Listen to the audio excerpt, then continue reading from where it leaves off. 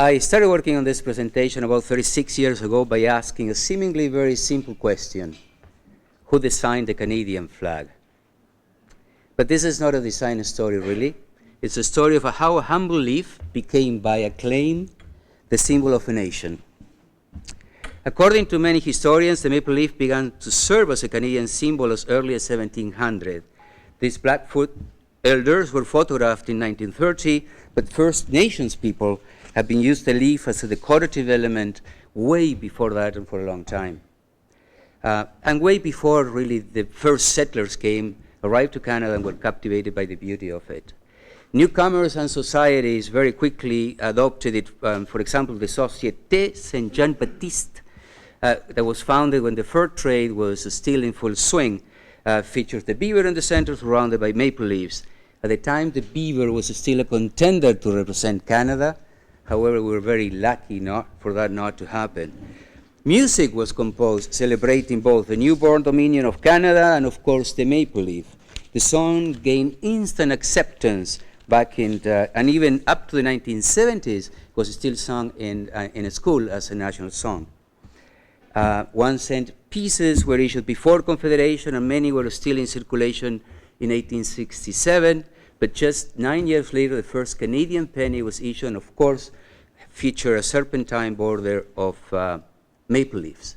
This lasted until 1920. Commerce got into the act. Obviously, the first registered Canadian trademark in the Canadian International Property Office to use the Canadian emerging emblem was this very enterprising merchant. And what's interesting about this sample is that this was a for export product, so you can argue that the maple leaf was already lobbying overseas to become the true representative of Canada. The leaf went to war very early, the first time with the Royal Expeditionary Force in 1899 to the Boer War in Africa, and is more an early evidence of the wide acceptance of the leaf as a representative. By the 1900s, most Canadians in international competition had adopted the maple leaf as their badge, from lacrosse to hockey, basketball, track field, and so on. You can see the pesky beaver still was hanging out with the leaf, but it was to fall out of place very quickly. But the official story started in Europe and is rooted in heraldry. These are the arms of Canada that were granted in 1921, and there you see for the first time the three maple leaves conjoined that are really a unique heraldic Canadian symbol. So soon after 1925, a committee was struck to create a Canadian flag. There was an appetite for it. That failed, but right after the Second War, the second flag committee was appointed that recommended this variation to the Parliament. However, the choice never came to a vote in the House. Mackenzie King was far too scared of the opposition.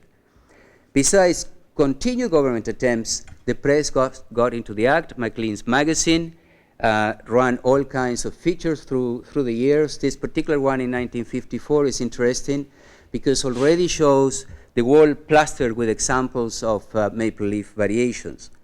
Private bills and individual initiatives were rampant, actually. John Heisley crossed the country in a crusade for a new flag. At that point, Canada didn't have a flag, but there was general agreement that was not just desirable, but absolutely imperative that Canada had a flag. And the movement kept gaining momentum. Canadian Arts ran this competition and really reflected the mood of design of the time, very international style and so on. And it was anticipating the interest, the public interest that was about to explode very quickly after that. However, in spite of all the efforts, in 1964, Canada, as most other Commonwealth countries, didn't have a national flag. In 1945, Ordering Council had determined that until such a time that the Parliament was able to choose a new national flag, we were using the red ensign. Well, here we go. In 1964, Lester B. Pearson announced that he and his caucus agreed that a flag sporting a maple leaf motif should replace the red ensign, and appointed a committee with 15 parliamentary members. The committee met for the first time in September 1964 and eventually reviewed close to 6,000 designs that have been submitted by the public, design professionals, and artists.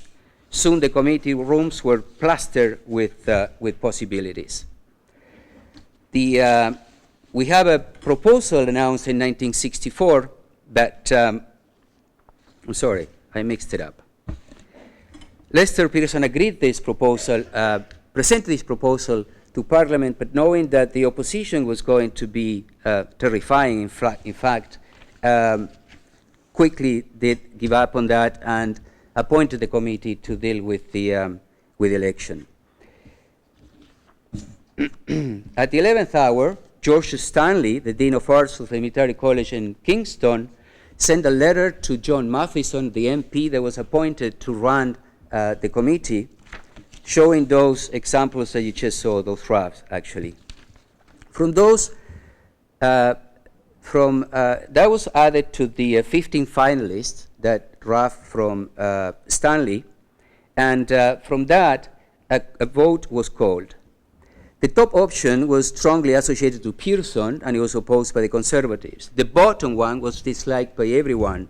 So therefore, a secret ballot of the whole committee voted for the middle option. So believe it or not, the flag that we have today in Canada is a result of the vote of a committee. That will be extremely disappointed to many, many designers in the audience which like to malign committees. Thank you.